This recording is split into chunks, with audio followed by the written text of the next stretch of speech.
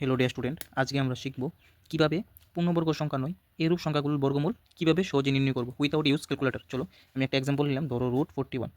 ঠিক আছে, এটা একটা পূর্ণবর্গ সংখ্যা নয়, তাহলে এটা বর্গমূল কীভাবে নির্ণয় করবো? একটা সিম্পল একটা ফর্মুলা আছে, ফর্মুলা হচ্ছে √a ± b/2 √a, এই সূত্রের সাহায্যে। এবার এখানে এ কে বি কে কীভাবে বুঝবো? তাহলে √41 কাছাকাছি এরূপ একটা পূর্ণবর্গ সংখ্যা আছে, তুমি ধরে নাও, ধরো 36 একটা পূর্ণবর্গ সংখ্যা √41 কাছে আছে। তাহলে √36 এর সাথে কত যোগ করতে হবে? 41 আছে, 5 যোগ করতে হবে, তাহলে তো 41 আসবে। তাহলে ফার্স্টেরটা এ হচ্ছে 36, বি হচ্ছে 5। এবার এখানে যদি প্লাস চিহ্ন বসাও তাহলে সিম্বলে সূত্রের এখানে প্লাসটা বসাবে, যদি এখানে মাইনাস থাকতো তাহলে মাইনাস চিহ্ন বসাবে। তাহলে এর বলে কত? 36, বি এর বলে কত?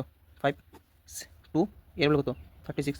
তো √6 মানে 6/5 ইন্টু 6 মানে 6/5/12। এখানে এলসিএম করো, এলসিএম কত হবে? 12, 12কে 1 দিয়ে ভাগ করলে 12, 12 এর লোকে 6 গুণ করলে কত হবে? 72 প্লাস 5 কত হবে? 77/12।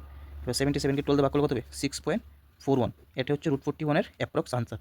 এভাবে তোমরা এই সূত্রের সাহায্যে সহজে ক্যালকুলেটর ইউজ না করে পূর্ণবর্গ সংখ্যা যেগুলো, এগুলো বর্গমূল সহজে নির্ণয় করতে পারবে।